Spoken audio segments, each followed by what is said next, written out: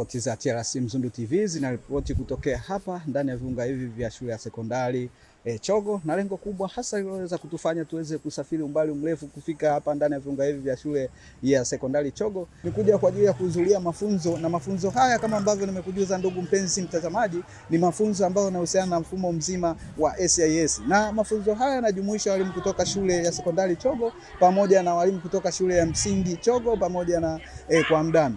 Wote wamekusanyika hapa, lengo lao kubwa ni moja tu, kuhakikisha kwamba wanapata elimu kuhusiana na namna bora ya kutumia mfumo huu wa SIS. Tumekuja na wataalamu mbalimbali, walimu ambao wamebobea katika mfumo huu, na watatupitisha kuhakikisha kwamba kila atakayekuwa amehudhuria kwenye mafunzo haya basi anaondoka akiwa ana uelewa mzuri kuhusiana na namna bora ya kutumia mfumo huu wa SIS. Mafunzo haya yamefunguliwa na afisa elimu wa kata ya Kabukundani, ndiye aliyekuwa mgeni rasmi ambaye tupo naye ndani ya viunga hivi, akihakikisha kwamba walimu walioko ndani ya kata, hasa shule hizi ambazo nimezitaja, kwa maana shule ya sekondari Chogo, lakini pamoja na shule ya msingi Chogo na shule ya msingi kwa Mdami, kwamba wanapata uelewa mzima wa namna nzima ya kutumia mfumo huu wa SIS. Kama ambavyo unajua ndugu mpenzi mtazamaji, mafunzo haya yalianzia ngazi ya wilaya, ambapo tulikuletea kupitia chaneli yako pendwa, chaneli ya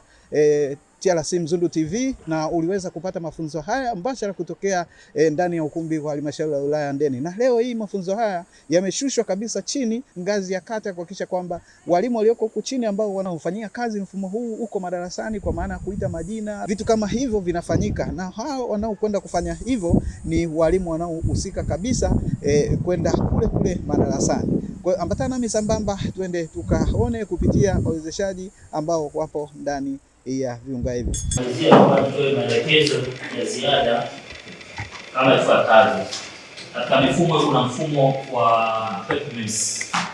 Ni mfumo ambao tunaweka malengo, tunaweka kazi za kuzifanya kwa mwaka mzima kuanzia Januari mpaka mwezi Desemba. Hasa ile mfumo ilivyo inalishana. Kwa maana mkuu wa shule anakuwa anawasimamia walimu wake pale chini, na afisa elimu anawasimamia wakuu wa shule. Sasa ikagundulika kwamba watu wanakuwa na subtask nyingi sana, kiasi cha kwamba inakuwa ni ufuatiliaji unakuwa ni ngumu. Kwa hiyo pale idara ya msingi kuna task zimetolewa kwa ajili ya wakuu, lakini pia kuna task zimetolewa kwa ajili ya walimu wa vitengo maalum pamoja na walimu wa madarasa. Kwa hiyo hizo task wakuu wa shule nimewarushia.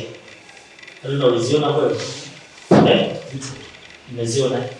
Kwa hiyo walimu wakuu wana task zao.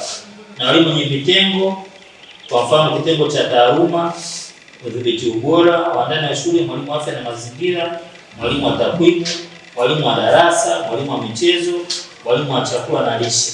Hao wana vitengo. Kwa hiyo kama wewe ni mwalimu wa taaluma itakuwa inakusaidia kila mtu. Sababu mwingine taaluma atachukua kwa upande wake, sababu anasimamia taaluma nzima kwenye shule. Lakini mwalimu wa darasa atakuwa ni mwalimu wa taaluma, kwa sababu atakuwa na yale masomo yake. Kwa mfano ni somo cha taaluma. Kuandaa, kusimamia, kuratibu, kufuatilia na kutathmini utekelezaji wa shughuli zote za kitaaluma shuleni ili kuboresha ubora wa ufundishaji na ujifunzaji. Utekelezaji wa mitaala, mipango ya ufundishaji na tathmini ya wanafunzi vimekamilika ifikapo Desemba 26. Sasa hapa mtaaluma atachukua kwa jumla wake. Kama mwalimu wa somo atachukua kulingana na nini? Na somo lake. Lakini anataka kuchukua na kama wewe ni mwalimu wa somo lakini pia ni mwalimu wa chakula, kwa maana anataka kuchukua na task ya nini? Na chakula. Kwa hiyo kwa hapo na task ya chakula, kwa task ya taaluma. Sawa. Huyo mwalimu amemaliza task zake ngapi hapa? 2. Huyo mwalimu wa kawaida. Kwa hiyo akifanya implement, anaenda kuimplement kile kilichoko pale, atasimamia lishe, chakula, atafundisha, atafanya nini? Havibadiliki. Itakuwa ni vipi na jirudia. Lakini kama ni mkuu na atachukua ile shule kiutawala, ataiweka pale, atachukua labda na jukumu ataweka pale kwa task zake ngapi? 3. Kwa kutegemea mkuu, mwalimu mkuu ana task labda si 8, si ngapi, hapana. Atakuwa na task zake 3, afu baadaye atazinyakulisha zile task, atakuwa anazimplement. Kwa hiyo itamsaidia mkuu wa shule akiingia, anakutana na subtask zako ni chache, anazifanyia nini? Anazifanyia assessment na kuenda vizuri. lakini lazima kuwe na mfumo sahihi wa kuifanya implementation. Na walimu mnakwenda na approve kazi za watu, lakini kuna mwalimu wengi huoni kazi zake na wala umuulizi kabisa. Inafikia hatua inafika mwisho wa mwaka mwalimu ana score 0 au ana score 40. Mwisho wa siku hawezi kupata daraja, mwisho wa siku mshahara na kuna sitini. Kwa kutegemea mwalimu akose mshahara kwa sababu wewe mkuu wa shule kupata nategemea hiyo taarifa kuipata mapema kwamba mwalimu X mwalimu Y haji kazini. Sababu kama implement maana yake lugha rahisi kwamba haji kazini. Kwa nimeshare na wakuu, naomba mshare na grupu yenu ya shule ili walimu waweze kufanya implementation pale mfumo utakaoruhusu. Kwa upande wa wakuu wa shule tumekamilisha zile assessment ya 100%. Kama mkuu wa shule hajafanya assessment atoe taarifa kwa mamlaka. Lakini tunaamini pia kwa upande wa walimu, kila mwalimu aingie kwenye akaunti yake aone amepata assessment. Kama kuna mwalimu hajafanya assessment mpaka sasa hivi, naomba hiyo ndio ngoja nitoe taarifa kwa serikali ili muone mkuu wa shule kwa nini hajafanya assessment kwa huyo mwalimu X. Sababu assessment zinapandisha nini? Madaraja. Lakini sio hiyo tu. Kama assessment yako scores zimekuja ngapi? Kuna scores kimeo sana.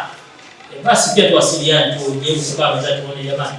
Bwana huyu Musa anafanya kazi hiyo, scores yake yuko 40, yuko 60, yuko ngapi? Kuna shida gani? Basi tuangalie kuboresha ili iwezekane sasa scores ziende juu ili sasa ikifika muda wa watu kupata promotion isiwe tena kuna mkwamo kwenye kata yangu ya Kabukundani watu wakashindwa kupata daraja. Sio bisikia vizuri. Bila kusema machache, mimi ni washukuru nyinyi kwa kutupa nafasi ya kuja hapa leo kukaa na nyinyi. Lakini ni open, narudia tena. Shule kwa Mdami na Chogo nimetoa masaa 48, ninamaanisha kila mwalimu nitapiga mwalimu mmoja mmoja kwa wakati wangu kuuliza je, washapata hizo task, washaona masomo yao. Kwa hiyo wakuu wa shule na wapa jukumu na nimewakabidhi watu wawili ya sasa hapo kukamilisha. Tena masaa 48 zoezi hilo limekamilika. Na yule ambaye anaona kwamba ni mwepesi basi kesho tutakuwa kwa mjini kwa ajili ya kuwasaidia watu wa garden majani mapana kwa kujina pamoja na mbafoda kwa nao pale. Alafu kesho kutwa tutaangalia tutakuwa na nafasi ya kuchukua watu wa Kabuku sekondari na kuwasiliana. Na shule tunatuma grupu la wakuu. Na usimama chache ninaomba niahirishe mafunzo haya kwa wakati mwingine tena na niahidi tuwapendeza basi kila timu tutakuwa tunakutana mara moja. Kama tunataka baada ya kufungua tena kipindi cha mwezi wa 7 tunaweza kukutana tena mara nyingine kujaribu kushare kama kuna mtu amepata changamoto yoyote basi tuweze kutatua. Wassalamu alaikum. Basi Mwenyezi Mungu awabariki sana. Nikiripoti tokea hapa ndani ya viunga hivi vya shule ya sekondari Chogo, mimi Nchisco wa TRC Mzundu TV, Andendisi.